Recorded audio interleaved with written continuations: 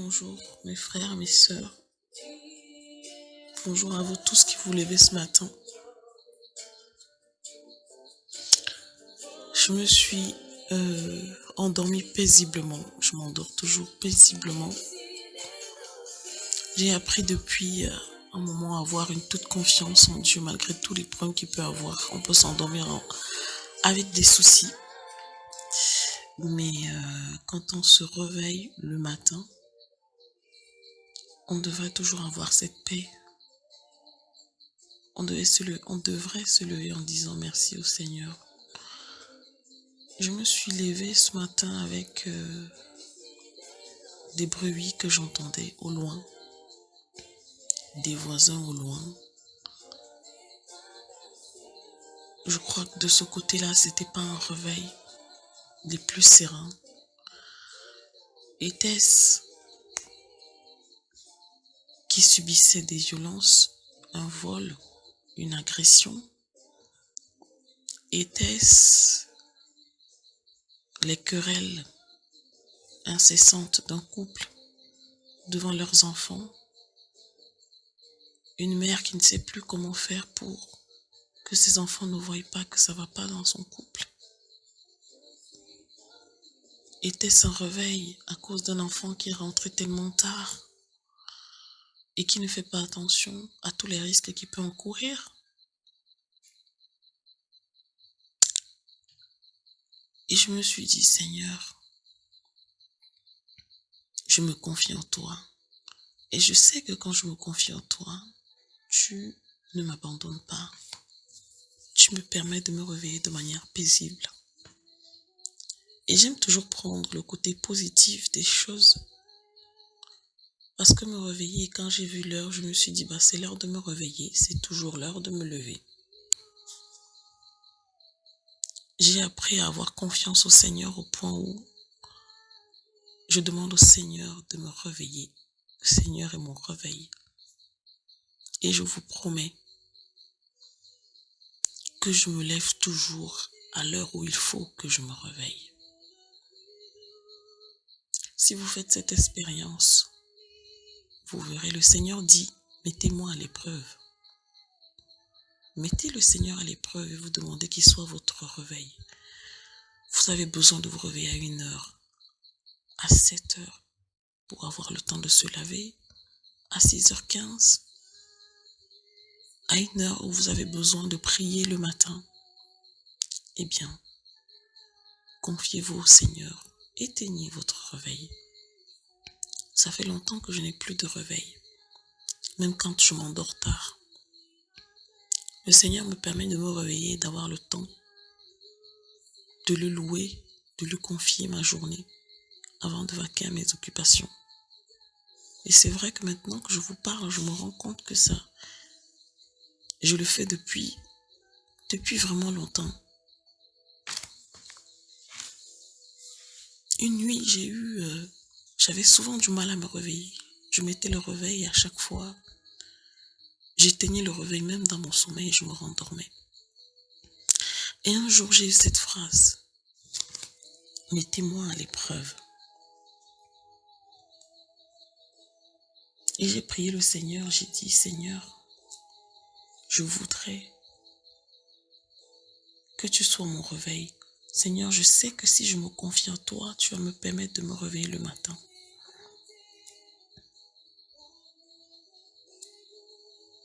Et c'est comme ça que j'ai pu me réveiller le matin.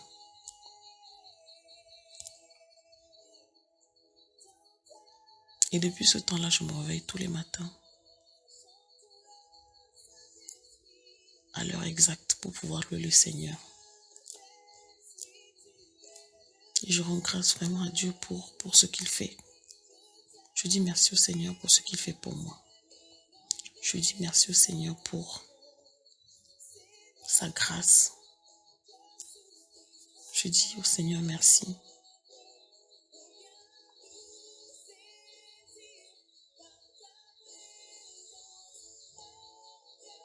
Oh Seigneur Dieu Tout-Puissant. Merci Seigneur pour ton amour. Merci Seigneur pour ta grâce.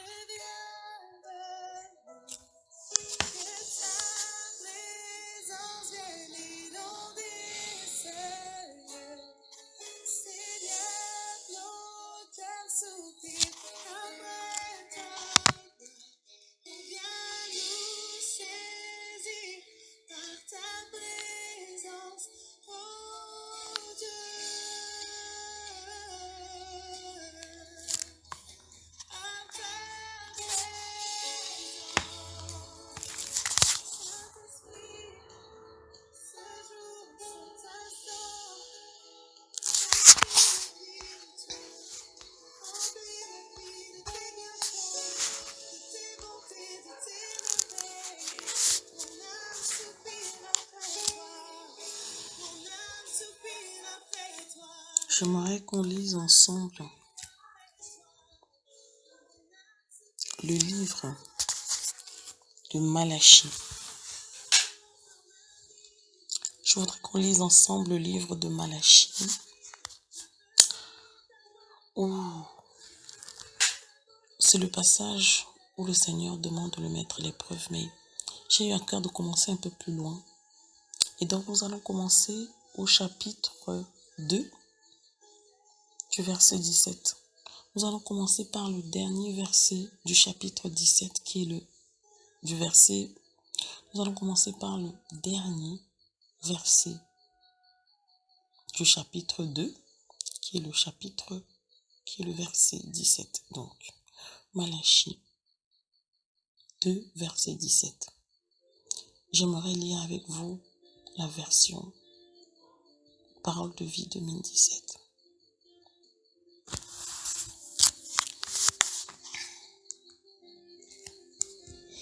Vous fatiguez le Seigneur avec vos discours. Vous dites, comment est-ce que nous le fatiguons? Vous le fatiguez quand vous dites, ceux qui font le mal, le Seigneur les regarde avec bonté. Il approuve ces gens. Vous dites aussi, le Seigneur qui juge avec justice, que fait-il?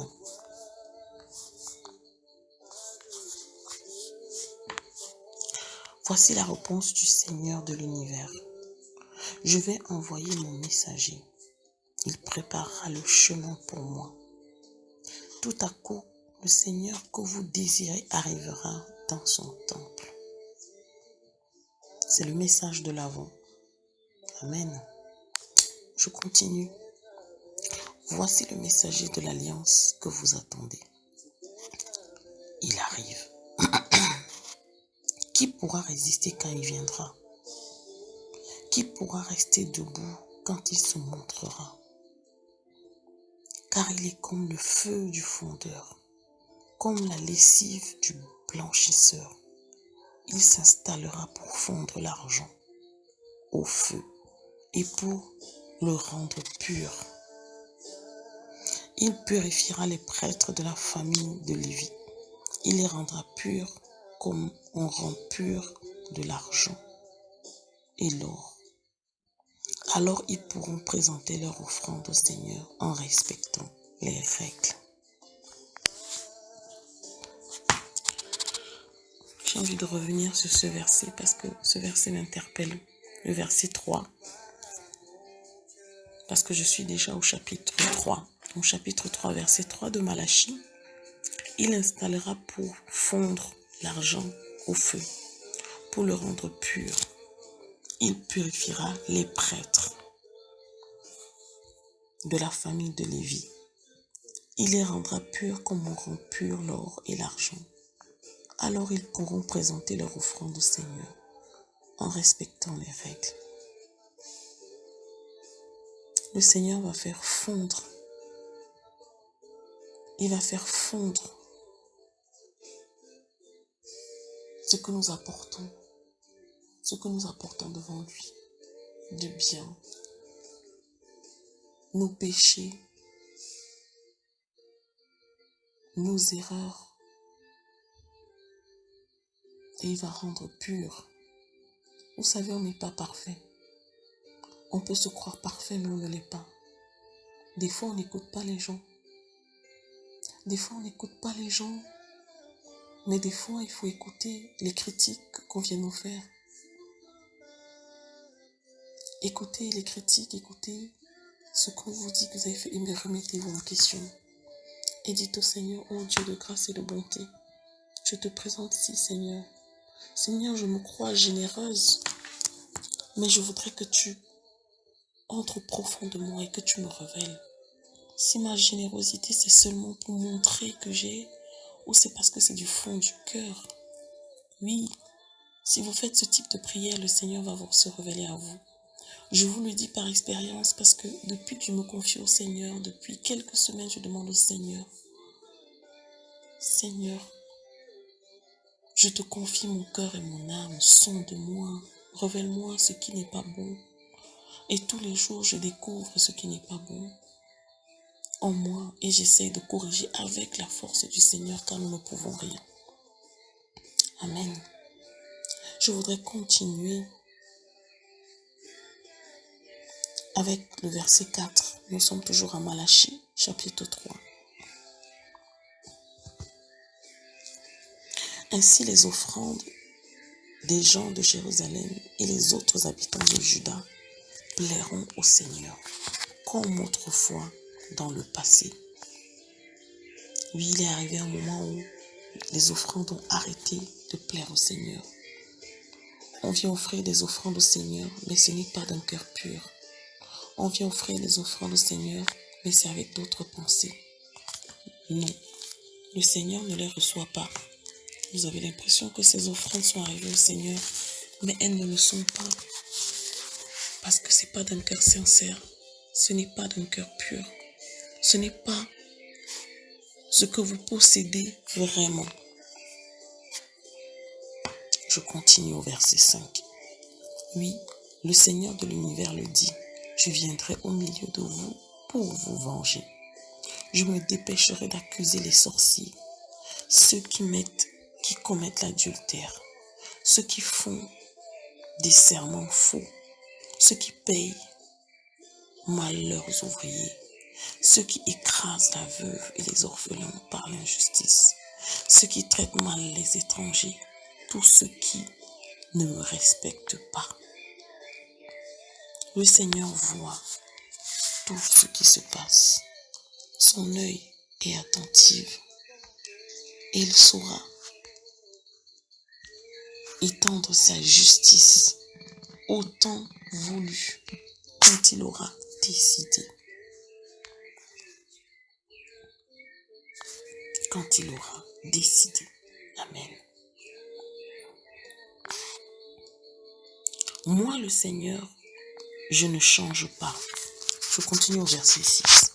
Moi, le Seigneur, je ne change pas. Et vous, vous êtes toujours les enfants de Jacob. Tout comme vos ancêtres, vous vous êtes éloignés de mes enseignements. Mais vous ne les avez pas suivis. Et vous ne les avez pas suivis. Revenez vers moi et je reviendrai vers vous. Je le dis, moi, le Seigneur de l'univers. Mais vous vous demandez, comment pouvons-nous revenir vers toi? Je veux répondre. Est-ce qu'un être humain peut tromper Dieu? Pourtant, vous me trompez. Vous demandez encore, en quoi t'avons-nous trompé? Je vous réponds, quand vous devez donner le 10e de vos biens et quand vous me faites des offrandes, malheur à vous. Vous êtes maudits parce que vous me trompez, vous, le peuple tout entier. Le Seigneur sait ce que nous offrons. Le Seigneur connaît nos cœurs. Le Seigneur sait que nous sommes ses enfants. Quand on est sorti du ventre d'une mère, on ne peut pas rentrer. On ne peut pas renier son fils. Un enfant restera un enfant.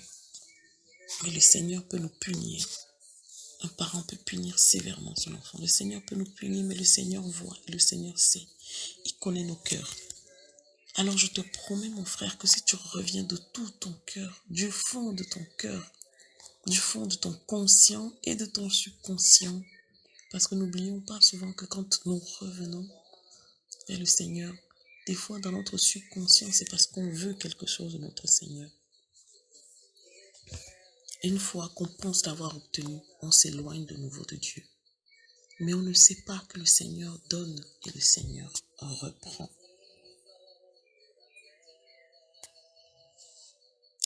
Au verset 10, il est écrit, « Apportez donc réellement le 10e de vos biens dans la salle du trésor, pour qu'il y ait toujours de la nourriture dans le temple. Je vous l'affirme, moi, le Seigneur de l'univers. Vous pouvez vérifier que je dis la vérité. Vous verrez alors que j'ouvrirai pour vous les réservoirs d'eau du ciel et que je vous couvrirai des biens abondants. » Si vous offrez au Seigneur vos biens, vous savez offrir au Seigneur sa dîme, le 10e.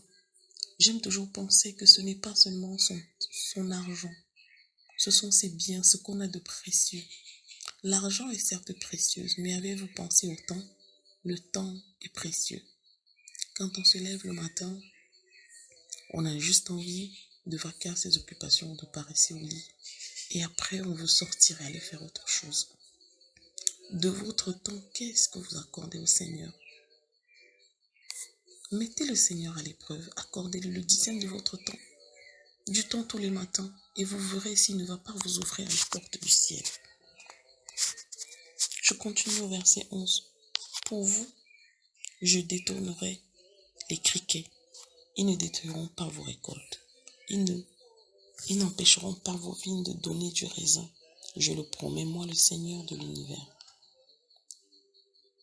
Tous les autres peuples diront que vous êtes heureux, car la vie sera très agréable dans votre pays. Je le dis, moi, le Seigneur de l'univers. Le Seigneur désire vraiment que nous soyons près de lui, que nous soyons à côté de lui, que nous lui confions nos vies, que nous lui confions notre temps. Et oui, le Seigneur ouvrira les portes du ciel. Mettez-le à l'épreuve, confiez-lui ce que vous avez envie de lui confier. Et vous verrez, vous verrez.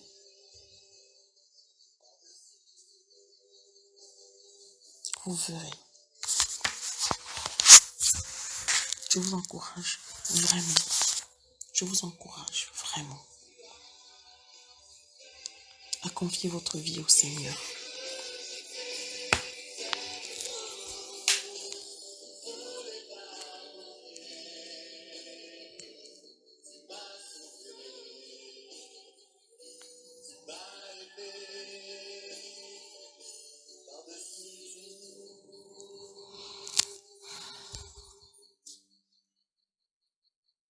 Éternel Dieu Tout-Puissant, je te dis merci. Je te dis merci pour ce que tu es. Merci Seigneur. Merci Seigneur pour ton amour. Merci Seigneur parce que tu es un Dieu miséricorde. Merci Seigneur pour le souffle de vie que tu nous donnes. Tu nous as permis de nous lever ce matin. Tu nous as permis Seigneur du Tout-Puissant d'être là. Oh merci Seigneur. Je voudrais te dire merci du fond du cœur. Parce que tu es un Dieu miséricorde. Tu es un Dieu bon. Oh Seigneur du Tout-Puissant. Je voudrais te confier la vie de chacun d'entre nous maintenant.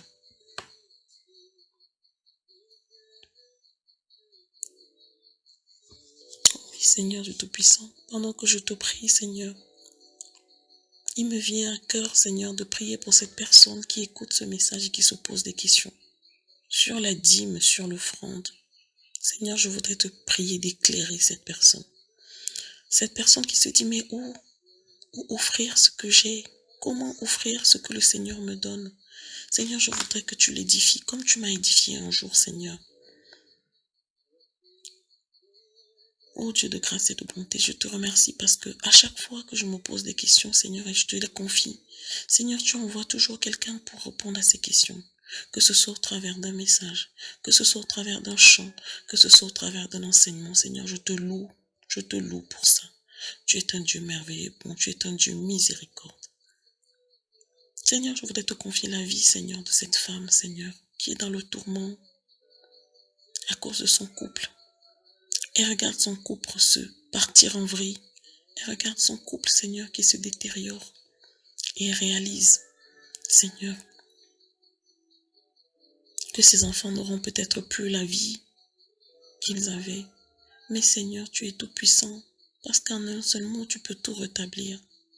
Seigneur, tu désires seulement que nous nous confions à toi, que nous t'ouvrions notre cœur. Ô Dieu de grâce et de bonté. Ô Dieu de grâce et de bonté, toi le Dieu miséricordieux.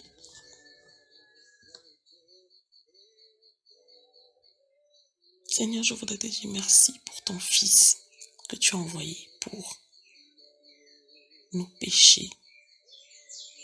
Oh Seigneur de Tout-Puissant, cette croix qui est notre rédemption. Seigneur de Tout-Puissant, le sang de ton Fils a coulé pour nos péchés. Nous te disons merci, Seigneur. Seigneur, je voudrais te confier cette journée. Je voudrais que tu accompagnes les pas de chacun qui écoute ce message en ce moment. Seigneur, je voudrais que ta main puissante soit sur eux. J'aimerais que tu guides leurs pas, Seigneur. Seigneur, je voudrais que tu les aides à encourager quelqu'un ce matin. Je voudrais, Seigneur de Tout-Puissant, que tu leur donnes la paix, même dans la tourmente. Oh Seigneur, que c'est merveilleux d'avoir la paix dans la tourmente. Seigneur, ceux-là qui se posent des questions sur le lendemain, oh Dieu, tu leur demandes de vivre aujourd'hui. De vivre aujourd'hui un pas après l'autre. Le Seigneur nous demande, dans la prière qu'il nous a appris, de dire, donne-nous le pain d'aujourd'hui.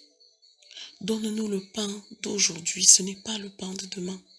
Ce n'est pas le pain d'hier. Le pain, c'est les besoins. Besoin de guérison. Besoin de manger. Besoin d'argent. Besoin de travail. Nous avons énormément de besoins. Le Seigneur nous aide dans la prière et nous dit, demandez le pain d'aujourd'hui.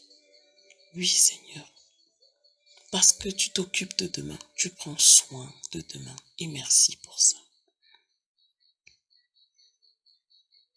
je voudrais vraiment vous encourager ce matin à être positif, à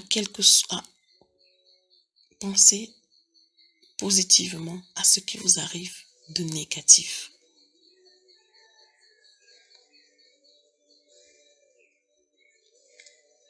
Pensez positivement à ce qui vous arrive de négatif et confiez tout au Seigneur.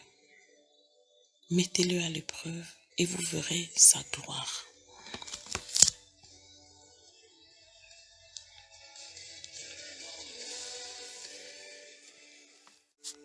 Je vous souhaite une bonne journée. Soyez bénis.